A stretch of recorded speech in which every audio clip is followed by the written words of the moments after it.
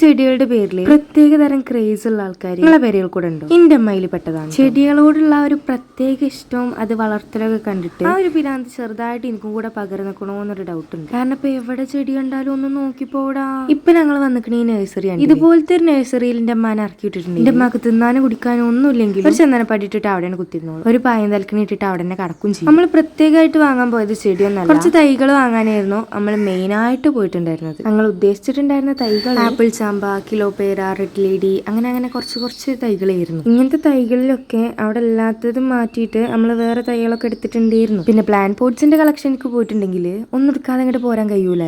അല്ലേ? അങ്ങനെ തന്നെയല്ലേ?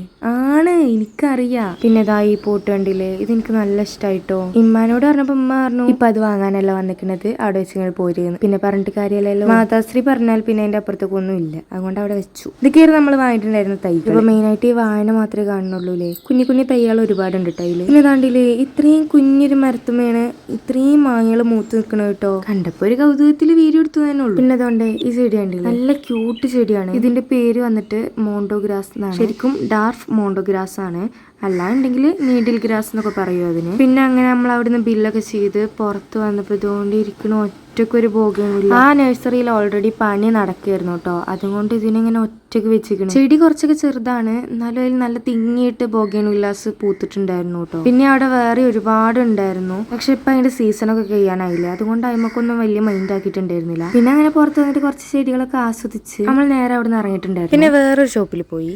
ഇവിടെ ഇതേപോലെ പ്ലാൻ പോട്ട്സ്, ചകിരി കമ്പോസ്റ്റ്, ചാണകപ്പൊടി, ബോൺ മെയില്, ചുണ്ണാമ്പ്, അങ്ങനെ ഒരു പോട്ട് മിക്സിന് ആവശ്യമായിട്ടുള്ള എല്ലാ സാധനങ്ങളും ഉണ്ടായിരുന്നു കേട്ടോ അവിടെ. പിന്നെ അധികം മണ്ണാക്കാനൊക്കെ ഒരുപാട് ആയുധങ്ങളും ആവശ്യമുണ്ടല്ലോ. അങ്ങനെ ഒരുപാട് ഗ്രാസ് കട്ടർ പോലത്തെ കുറെ സംഭവങ്ങൾ ഉണ്ടായിരുന്നു കേട്ടോ. അതേപോലെ തന്നെ ചെടികളുടെ മുകളിൽ ഇട്ട് കൊടുക്കുന്ന സ്റ്റോൺസ്, ഹാങ്ങിങ് പോട്ട്സ് ഒക്കെ ഉണ്ടായിരുന്നു കേട്ടോ. എല്ലാത്തിന്റെ എക്സാക്ട് നെയിം എനിക്കറിയില്ല, അതുകൊണ്ടാണ് ഞാൻ ഫുള്ള് പറയാത്തത്. അങ്ങനെ അവിടുന്ന് കുറച്ച് സാധനങ്ങളൊക്കെ ബില്ല് ചെയ്ത് അവിടുന്ന് ഇറങ്ങിയിട്ടുണ്ടായിരുന്നു. പിന്നെ വണ്ടി കയറിയപ്പോ ഭയങ്കരതാ. നഴ്സ് നമ്മളെ പിടിച്ചിരിക്കാൻ പറ്റൂല. ഇങ്ങോട്ട് അതിന്റെ തൊട്ടടുത്തുള്ള ഒരു കടയിൽ പോയിട്ട് കരിക്ക് ജ്യൂസ് കുടിച്ചിട്ടുണ്ടായിരുന്നു കേട്ടോ. അത് കിട്ടിയപാടെ മേത്ത് കൂടെ ഫുള്ള് കളഞ്ഞിട്ടുണ്ട്. അങ്ങനെ അതൊക്കെ കുടിച്ച് കഴിഞ്ഞ് അവിടുന്ന് 2 മാങ്ങയും പറിച്ചിലും വാങ്ങി അങ്ങനെ നമ്മൾ ബാക്ക് ടു ഹോം. അപ്പൊ ഇന്നത്രേ ഉള്ളൂ. ബൈ.